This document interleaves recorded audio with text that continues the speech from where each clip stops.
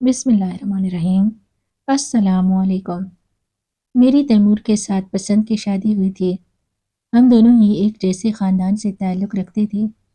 वो मेरी खाला का बेटा था। बचपन से ही मैं इसे चाहती थी और वो भी मुझ पर जान देता था। हम दोनों में बहुत सी चीज़ें मुश्तरक थीं। हम दोनों ही गरीब थे और दोनों ही माँ बाप के अकलौते थे। हम दोनों को ही पढ़ने लिखने का बहुत शौक़ था, मगर हालात की सितम ज़रीफ़ी ने हमारी इस अवलीन ख्वाहिश को पूरा होने से पहले ही ख़त्म कर दिया। मैंने बमुश्किल मैट्रिक तक तालीम हासिल की थी। इसके बाद जब अब्बा से आगे पढ़ने की बात की तो अब्बा ने मेरे सामने हाथ जोड़ दिए। बेटा, ये मेरे बढ़े हुए हाथों को देख लो। मैं तुम्हारी तालीम का खर्चा नहीं उठा सकता। तुम्हारी माँ बीमार रहती है, तुम्हारी माँ का इलाज करवाऊँ, घर का राशन पूरा करूँ या फिर तुम्हारी पढ़ाई का खर्चा उठाऊँ। बेटा, मुझ पर इतना बोझ मत डालो कि ज़िंदगी मुझे मुश्किल लगने लगे। अब्बा की ये बेबसी देखकर मैंने अपनी इस ख्वाहिश को दिल में छुपा लिया था और यही हाल तैमूर का भी था। इसके अब्बा का एक्सीडेंट हुआ। वो एक टांग से माजूर हो गए और यूँ मैट्रिक में तालीम को दरमियान में छोड़कर तैमूर को मजदूरी करनी पड़ी। वो कभी एक जगह मजदूरी करता तो कभी किसी दूसरी जगह। शाम को जब घर आता तो इसके हाथों पर छाले पड़े होते, जिन्हें देखकर मैं बहुत रोती। मेरा दिल चाहता मैं तैमूर की सारी तकलीफ़ें समेट लूँ, इसके सारे दुखों को मिटा दूँ, मगर मैं खुद इस तरह हालात की चक्की में पिस रही थी। मैं इसके लिए क्या कर सकती थी? 2 साल मज़ीद गुज़रे तो खाला के घर के हालात कुछ बेहतर हो गए। तैमूर अब एक स्कूल में चपड़ासी की नौकरी मिल गई थी। शाम को जब वो स्कूल से वापस आता फिर किसी दुकान पर काम करता। वो खूब मेहनत कर रहा था, मगर इतना हो गया था कि इनके घर के हालात अच्छे हो चुके थे। खाला ने सादगी से मेरा और तैमूर का निकाह कर दिया और फिर मैं ब्याह कर इस छोटे से घर में आ गई। मेरे लिए तैमूर की मोहब्बत, इसकी वफादारी ही सबसे बढ़कर थी। रुपया, पैसा, दौलत मेरे लिए सानवी चीज़ थी। जब वो मेरे लिए कांच की चूड़ियाँ लेकर आता तो मेरा दिल खुशी से झूम जाता। आम से फूलों के गजरे भी मेरे लिए बहुत कीमती होते। मैं इन्हें संभाल संभाल कर रखती। वक्त का काम है गुजरना। वक्त गुजरता चला गया और हमारे दिल पर कई नक्श गहरे कर गया, जिससे सबसे गहरा नक्श अपनों की जुदाई और इनका गम था। मेरे अम्मा अब्बा का भी इंतकाल हो गया था। यक्के बाद दीगरे खाला और खालू भी इस दुनिया से चले गए। अब हम दोनों दुनिया में अकेले थे। मैं हर वक्त अपने माँ बाप को याद करके रोती थी, तो तैमूर भी अपने माँ बाप की वजह से बहुत ही ज़्यादा उदास था। ऐसे में हम दोनों ही एक दूसरे का सहारा थे। मैं हर वक्त अल्लाह से दुआ मांगती कि वो मुझे औलाद की खुशी दिखा दे। अगर हम दोनों को औलाद हो जाती तो हम कुछ हद तक अपने गम से निकल आते। अल्लाह ने फिर शादी के 5 साल बाद मेरी ये दुआ सुन ली। अल्लाह ने मुझे बेटी अता की, जो हम दोनों की खुशियों का मरकज़ थी। बेटी का नाम मैंने महजबीन रखा था। वो बहुत खूबसूरत थी, बिल्कुल अपने नाम की तरह। मैंने सोच लिया था मैं कभी भी अपनी बेटी को अपनी जैसी ज़िंदगी नहीं दूंगी। इसे खूब पढ़ाऊँ लिखाऊंगी, किसी काबिल बनाऊंगी। मेरी बातें सुनकर तैमूर भी मुस्कुराता रहता। मेरी भी ख्वाहिश थी कि जो हमारी ख्वाहिशें अधूरी रह गई हम वो अपनी बेटी की ज़रूर पूरी करें। इसे ज़िंदगी में कभी किसी चीज़ की कमी का एहसास न होने दें। जब मैं जबीन 1 साल की हुई तो मैंने लोगों के कपड़े सिलाई करना शुरू कर दिए। जब भी पैसे होते तो मैं एक साइड पर जमा करती जाती। तैमूर से कहती ये पैसे अपनी बेटी के लिए जमा कर रही हूँ। जब वो बड़ी होगी तो ये पैसे इसकी पढ़ाई पर खर्च होंगे। मैं नहीं चाहती कि इसकी पढ़ाई बीच में अधूरी रह जाए। वो मुस्कुराकर कहते अभी तो वो स्कूल जाने के काबिल भी नहीं हुई और अभी से तुम्हें इसकी पढ़ाई की फ़िक्र हो गई। मैंने जवाब दिया तैमूर, जब बेटियां पैदा होती हैं तो इनकी फ़िक्र माँ बाप को लग जाती है। छोटी सी उम्र में ही इनके ख्वाब बुनने लगते हैं। अगर मैं अपनी औलाद के लिए ख्वाब बुन रही हूँ तो इसमें क्या बुरा है? और वो मेरी बात पर हल्का सा हंसकर सर झटक कर रह जाते। मैंने दिन रात खूब मेहनत की। देखते ही देखते वक्त भी जैसे पर लगाकर उड़ गया। मैं जबीन के बाद अल्लाह ने हमें मज़ीद औलाद से नहीं नवाजा। मैंने औलाद के लिए मनते मुरादें भी मानी, डॉक्टर से इलाज भी करवाया, मगर न जाने कौन सी ऐसी कमी थी जो दूर होने का नाम नहीं ले रही थी। जब मुझे मेरे शौहर परेशान देखते तो तसल्ली देते, कहते अल्लाह ने हमें अपनी रहमत से नवाजा, इसने हमें बेटी दी है। वे औलाद तो नहीं रखा, हर हाल में अल्लाह का शुक्र अदा करना चाहिए। तब मैं इनकी बात सुनकर बिल्कुल खामोश होकर रह जाती। 10 साल का अरसा बीत गया। मैं जबीन अब अच्छी खासी समझदार भी हो गई। कहते हैं बेटियां तो वैसे भी बहुत समझदार होती हैं, माँ बाप की परेशानियों को खुद ही سمجھ جاتی ہیں، میں جبین بھی ایسی تھی، وہ بہت ذہین، بہت لائق تھی، ذہین اتنی کہ جو چیزیں ایک بار دیکھتی اسے حفظ ہو جاتی۔ میں نے اپنی اوقات سے بڑھ کر خواب دیکھنے شروع کر دیے، میری بیٹی اتنی ذہین ہے تو میں اسے ڈاکٹر بناؤں گی۔ جب میں یہ بات کہتی تو تیمور ہنس پڑتے، ڈاکٹر کی تعلیم بہت مہنگی ہے، ہم جیسے غریب لوگ اسے صرف سپنا دیکھ سکتے ہیں مگر سچ میں اس خواب کو پورا نہیں کر سکتے۔ مجھے اللہ کی ذات پر پورا یقین تھا کہ وہ ایک نہ ایک دن میرے اس خواب کو ضرور پورا کرے گا۔ اچانک سے میری طبیعت بگڑ گئی تھی، میں نے قریبی ڈاکٹر سے دوا لی مگر بجائے طبیعت صحیح ہونے کے بہت زیادہ بگڑنے لگی۔ ہر وقت میرا جسم تھکا تھکا رہتا، سر میں درد رہتا۔ پھر ایک دن جب مجھے خون کی الٹی ہوئی تب میں بری طرح ڈر گئی۔ اسی وقت تیمور بھی وہاں تھے، انہوں نے بھی مجھے خون کی الٹیاں کرتے دیکھ لیا تھا۔ ان کا چہرہ بھی بالکل زرد پڑ گیا۔ کیا ہو گیا ہے تمہیں شمائلہ؟ یہ سب کیا ہے؟ میرے قریب آ کر وہ انتہائی خوفزدہ انداز میں گویا ہوئے۔ میں انہیں کیا بتاتی، میرے لیے خود یہ بات کسی دھچکے سے کم نہیں تھی۔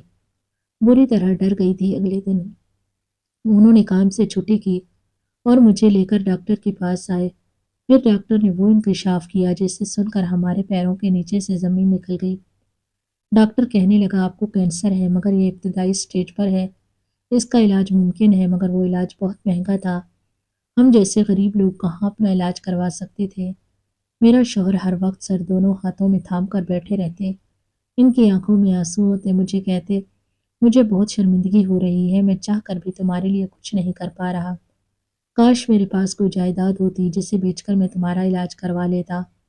اور پھر ایک دن انہوں نے مجھے کہا کہ انہوں نے یہ گھر بیچنے کا فیصلہ کر لیا ہے۔ میں نے انہیں بہت منع کیا کہ اگر گھر بیچ دیا تو ہم لوگ کہاں جائیں گے؟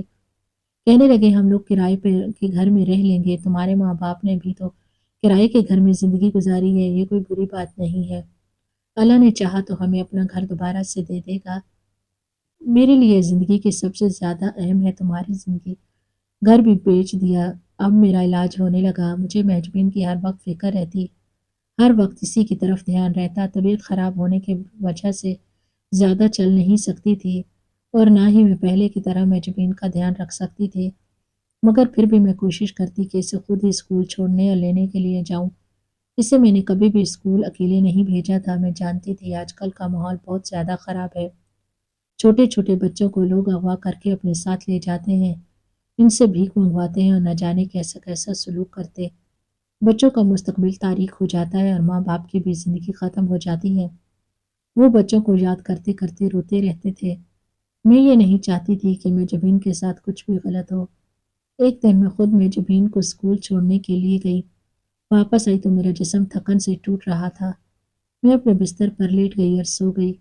کتنے گھنٹے میں سوتی رہی، مجھے کچھ ہوش نہیں رہا۔ جب میری آنکھ کھلی تو کافی وقت بیت گیا تھا، میں جبین کی چھٹی کا وقت گزر چکا تھا۔ میں بھاگتے ہوئے کمرے سے باہر نکلی، اسکول تک پہنچتے ہوئے میرا جسم تھکن سے چور ہو گیا تھا۔ اسکول جا کر میں نے چوکیدار سے میں جبین کے بارے میں پوچھا تو وہ کہنے لگا وہ تو کب کی گھر چلی گئی ہے، میرے پاؤں کے نیچے زمین نکل گئی، اگر وہ اسکول چھٹی والے دن وقت چلی آئی تھی تو اب تو اسے گھر آ جانا چاہیے تھا، آئی کیوں نہیں؟ میں الجھے قدموں سے واپس آئی، محلے کے بچوں سے سب سے پوچھا، اس کا کوئی پتہ نہیں چلا۔ میں نے محلے کی ایک عورت سے اپنے شوہر کو فون کروایا تو وہ بھی بھاگے بھاگے گھر آ گئے، انہیں بھی میجبین کے بارے میں کوئی خبر نہیں تھی۔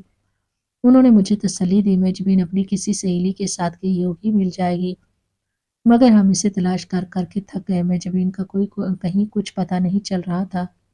میں تو بری طرح رونے لگی، میری حالت بہت خراب ہو گئی تھی، کتنے دن بیت گئے تھے، اب تو مجھے کھانے پینے کا کسی چیز کا ہوش نہیں تھا۔ میرے شوہر مجھے زبردستی دوا پلاتے، زبردستی کھانا کھلاتے، میں جبین کے بارے میں پوچھتی تو وہ روتے اور مجھے تسلی دیتے، ہماری میجبین بالکل ٹھیک ہوگی، مجھے یقین ہے وہ جہاں ہوگی خوش ہوگی، مگر میری بے قرار روح کو قرار نہیں آ رہا تھا۔ میرے شوہر نے مجھے ہسپتال میں داخل کروا دیا تھا، انہوں نے گھر بیچ دیا، ہم لوگ کرائے کے گھر پر آ گئے تھے، کتنے مہینے میں ہسپتال میں رہی، اس مہنگے ہسپتال میں میرا علاج ہو رہا تھا، معجزاتی طور پر یا یوں کہہ لیجیے کہ تیمور کی بے پناہ قربانیوں کے سبب میں اس مہلک بیماری کے چنگل سے نکل آئی تھی۔ مہینوں ہسپتال کے بستر پر گزارنے کے بعد ڈاکٹروں نے مجھے صحت یابی کا سرٹیفکیٹ دے کر گھر بھیج دیا۔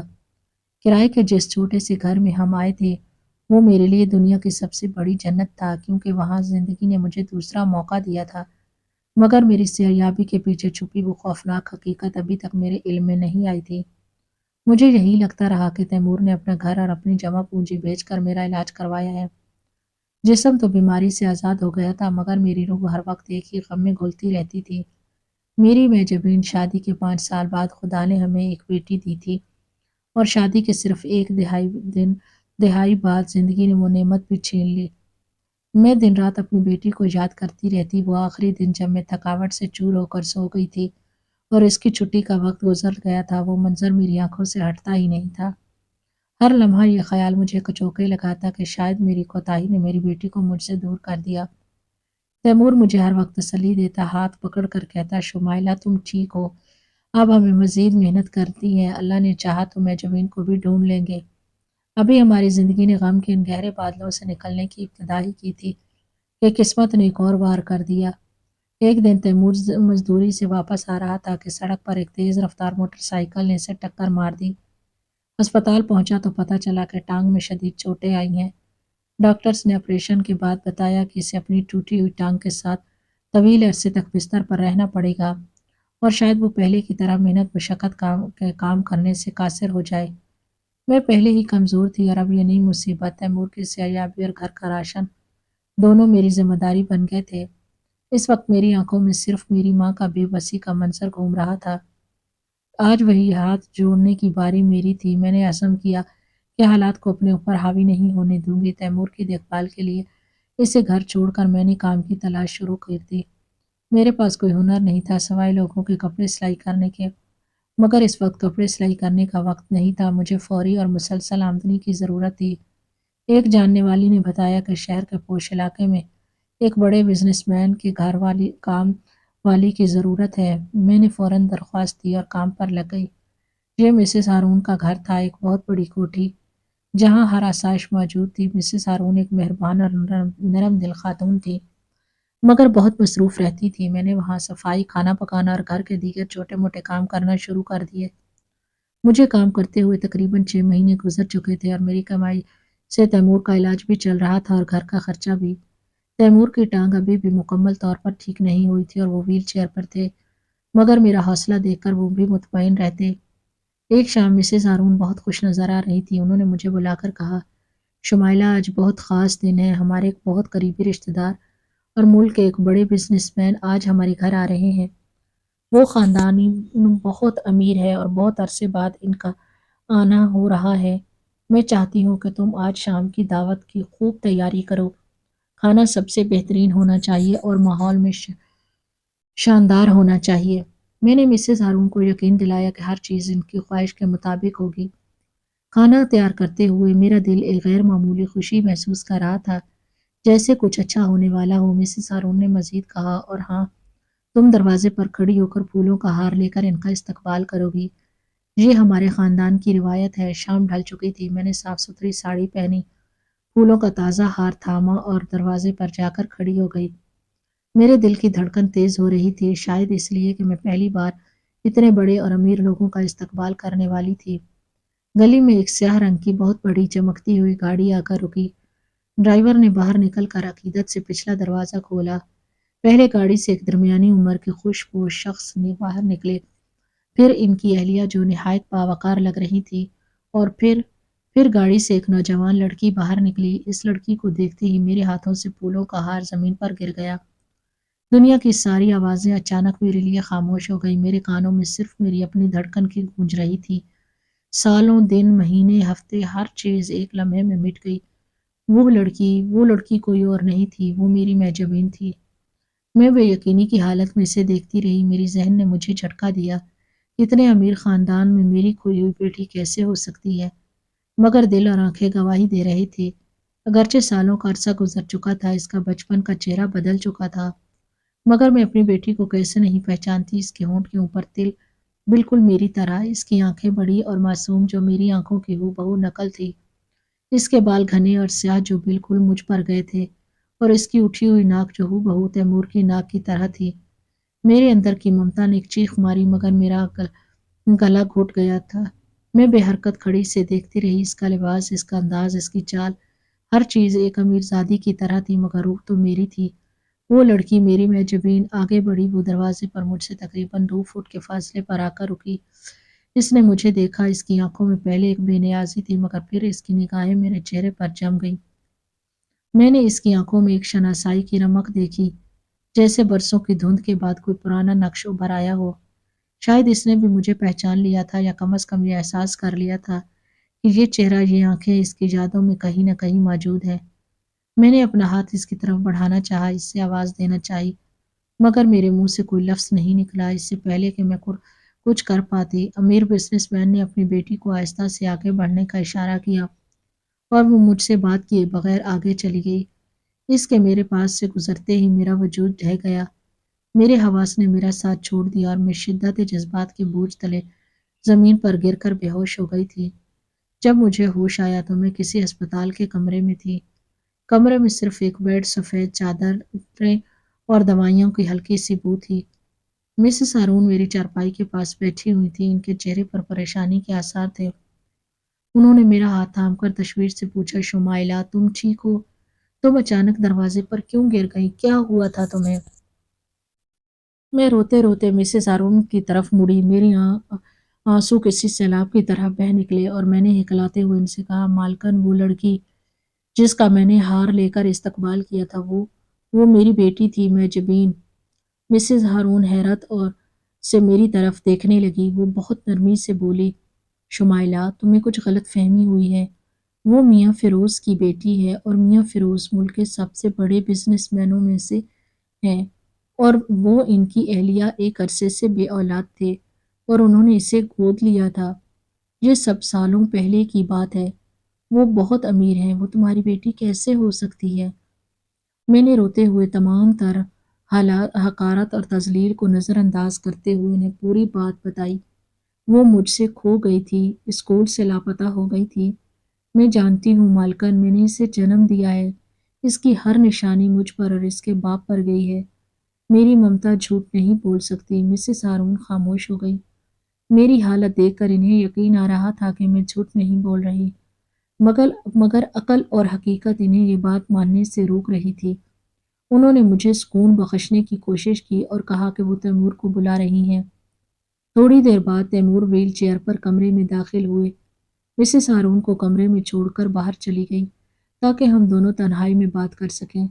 تیمور نے میری حالت دیکھی تو اس کی آنکھوں میں بھی آنسو آ گئے۔ میں نے اس کا ہاتھ زور سے پکڑ لی اور شدت سے پوچھا، تیمور خدا کے واسطے سچ بتاؤ، میں جبین کھوئی نہیں تھی نا؟ تم نے اسے کسی کو دیا تھا نا؟ وہ بزنس مین فیروز کا بیٹا ہے، میں نے اسے آج اس کے گھر دیکھا۔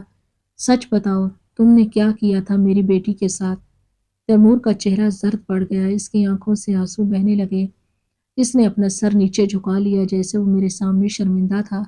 شمائلہ، اس کی آواز بھرائی ہوئی تھی، مجھے معاف کر دو میری رانی، میری محبت میں تمہیں بتا نہیں پایا۔ اس دن جب ہم ہسپتال میں تھے اور ڈاکٹر نے کہا تھا کہ اگر تمہارا علاج نہ ہوا تو تم ہمیں چھوڑ جاؤ گی، تو میں بالکل ٹوٹ گیا تھا۔ اس نے گہری سانس لی اور اپنی کہانی شروع کی۔ مجھے ہر وقت یہی فکر کھائے جا رہی تھی کہ میں تمہارا کیسے علاج کرواؤں۔ تم میرے پاس گھر تھا نہ پیسے۔ جب میں نے مایوس ہو کر ڈاکٹر سے کہا کہ میرا بس نہیں چلتا، تو ڈاکٹر نے مجھے ایک نجی بزنس مین میاں فیروز کے بارے میں بتایا۔ انہوں نے کہا کہ میاں فیروز اور ان کی اہلیہ برسوں سے بے اولاد ہیں اور کسی غریب خاندان سے ایک صحت مند بچی کو قانونی طور پر گود لینے کی کوشش کر رہے ہیں۔ میں نے شروع میں اس خیال کو جھٹک دیا، مگر پھر میں نے تمہارے درد کو دیکھا۔ جب تمہیں خون کی الٹیاں ہوتی تھی تو میری جان نکل جاتی تھی۔ میرے پاس تمہاری زندگی بچانے کا کوئی راستہ نہیں تھا۔ میں رات بھر سوچتا رہا، روتا رہا۔ پھر اگلے دن میں میاں فیروز سے ملا۔ تیمور کی آواز اب کانپ رہی تھی۔ میں نے انہیں اپنی تمہاری ساری بیماری کے بارے میں بتایا اور انہیں محجبین کے بارے میں بھی بتایا۔ وہ بہت شریف آدمی تھے، انہوں نے مجھ سے کہا وہ مجھے قانونی طور پر گود لینے کے عمل سے گزاریں گے تاکہ مستقبل میں کوئی مسئلہ نہ ہو۔ انہوں نے وعدہ کیا کہ وہ میری بیٹی کو اپنا نام دیں گے، اسے شہزادیوں کی طرح رکھیں گے، اسے بہترین تعلیم دیں گے تاکہ وہ اپنا اور ہمارا خواب پورا کرے، اور بدلے میں انہوں نے میرے علاج کا پورا خرچہ اٹھانے کی حامی بھری۔ انہوں نے ہسپتال کو ایڈوانس میں پوری رقم دی، اس شرط پر کہ وہ یہ سب خفیہ رکھیں گے تاکہ تم اور تمہاری بیٹی کبھی ایک دوسرے کی تلاش میں پریشان نہ ہو۔ میری آنکھوں کے سامنے اندھیرا چھا گیا۔ یہ تھی میری زندگی کے دوسرے موقع کی قیمت۔ میری بیٹی، میرے دل کا ٹکڑا، تیمور نے مجھے اس لیے بچایا تھا کہ میری بیٹی کی جگہ ان امیر لوگوں کی گود میں ہو۔ تم نے ایسا کیسے کیا تیمور؟ میں نے ٹوٹے ہوئے لہجے میں پوچھا۔ اولاد چھین کر کون ماں کی زندگی بچاتا ہے؟ میں تو ہر لمحہ مر رہی تھی اسے یاد کر کے۔ تم نے ایک ماں کو دھوکے میں رکھا، میں نے تمہارے بغیر جینے کا تصور نہیں کیا تھا شمائلہ۔ میں نے سوچا اگر تم چلی گئی تو میں جی نہیں پاؤں گا۔ ایک ماں ہونا ایک بہت بڑی حقیقت ہے، مگر ایک انسان کا زندہ رہنا بھی ضروری تھا۔ میں نے تمہیں بچا لیا اور ہماری بیٹی کو ایک بہتر زندگی دی۔ وہ آج جس مقام پر ہے ہم اسے کبھی نہیں دے سکتے تھے۔ میں نے اسے ایک بہت بڑے بزنس مین کو دیا، جبکہ میں اسے صرف چپڑاسی دے سکتا تھا۔ تیمور آنکھوں میں آنسو لیے چلا رہا تھا۔ میں نے آنکھیں بند کر لی۔ میرے سامنے ایک بزنس مین کے گھر کی ملازمہ اور بزنس مین کی بیٹی کھڑی تھی۔ اب کیا ہوگا تیمور؟ میں نے بمشکل پوچھا۔ تیمور نے کہا میں نہیں جانتا۔ اب جب کہ تم نے اسے دیکھ لیا ہے میں تم سے کچھ چھپا نہیں سکتا۔ مسز ہارون نے بتایا کہ تم ٹھیک ہو اور ہمیں یہاں سے جانا چاہیے، یہ راز ہی رہنا چاہیے۔ میرے دل میں شدید اضطراب پیدا ہوا۔ میں نے اپنی بیٹی کو دیکھ لیا تھا، میں اسے اب کسی بھی قیمت پر نہیں کھو سکتی تھی۔ ہم اس راز کو راز نہیں رہنے دیں گے۔ میں اپنی بیٹی کو ملوں گی تیمور، وہ میرا خون ہے۔ تیمور نے مجھے سمجھانے کی کوشش کی۔ میاں فیروز بہت طاقتور ہیں اور یہ قانونی طور پر غلط ہے، مگر میں ایک ماں تھی، میں اب دنیا کی ہر طاقت سے لڑنے کو تیار تھی۔ میں اگلے دن ان کے گھر کے اس بڑے سے بنگلے کو دیکھ کر میں دنگ رہ گئی۔ میں نے میجبین سے ملنے کی خواہش کا اظہار کیا۔ میجبین جیسے میرا انتظار کر رہی تھی۔ میں نے اسے گلے لگانے کے لیے آگے بڑھی تو پہلے تو اس نے مجھے دھتکار دیا، مجھ پر غصہ کیا کہ میں نے اسے خود سے دور کیوں کیا، پیسوں کے لیے اسے بیچ دیا۔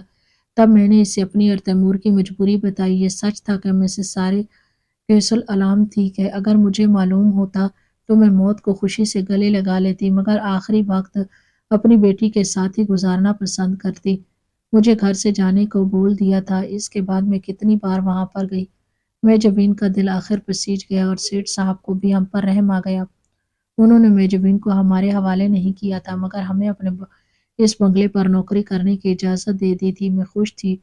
جیسے بھی سہی، اب میں روزانہ اپنی بیٹی کو اپنی آنکھوں کے سامنے دیکھ سکوں گی۔ گو کہ میں اسے اپنی بیٹی کہہ نہیں سکتی تھی، مگر اسے دیکھ کر میری ممتا کی پیاس بجھ جاتی تھی اور میرے لیے یہی کافی تھا۔